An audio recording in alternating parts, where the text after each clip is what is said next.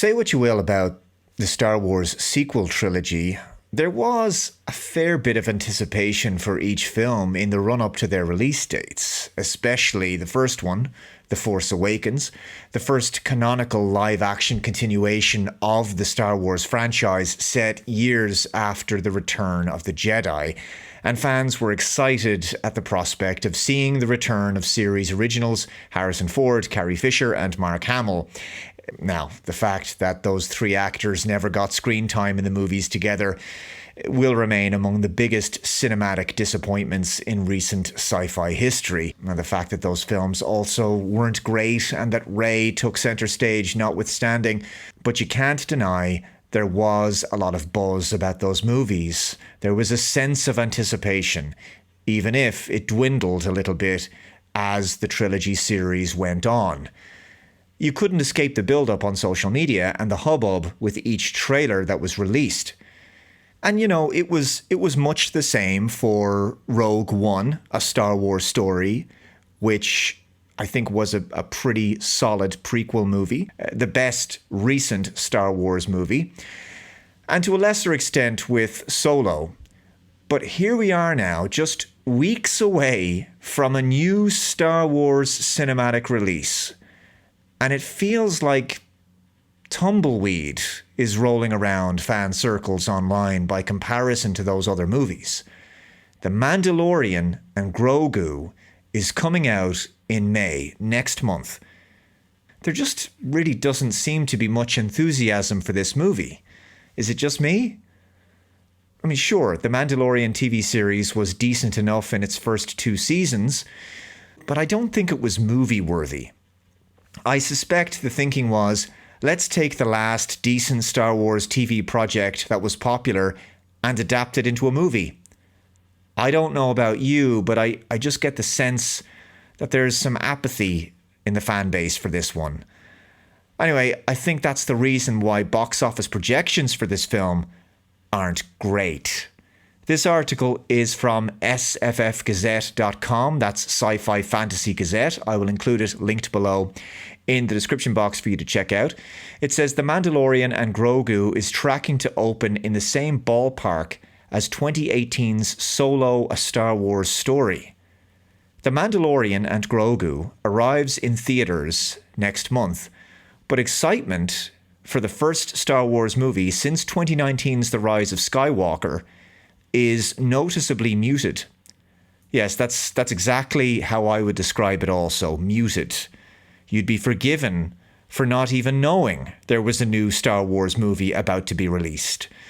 And one would have thought that there would be much more fanfare for it, especially since the fact that there hasn't been a Star Wars movie since 2019's The Rise of Skywalker. So it's quite interesting. It says, while The Mandalorian remains one of Disney Plus's most popular series, the marketing campaign for this big screen continuation hasn't exactly hit light speed.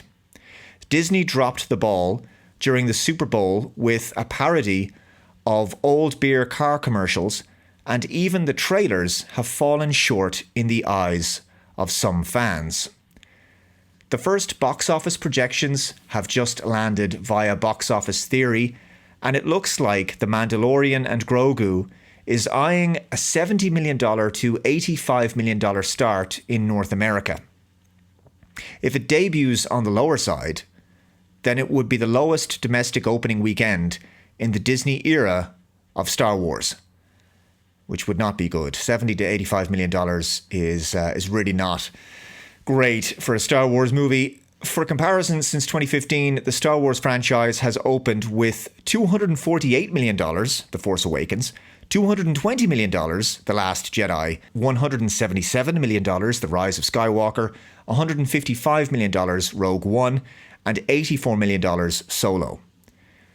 Yeah, so as you can see, in the trilogy, in the sequel trilogy, Force Awakens, Last Jedi, and Rise of Skywalker, the box office openings all declined one after the other. But yeah, so I think those numbers really put things into some perspective, don't they?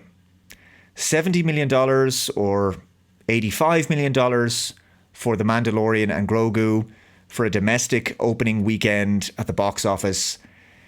That's sort of like Thunderbolts territory or Captain America Brave New World territory.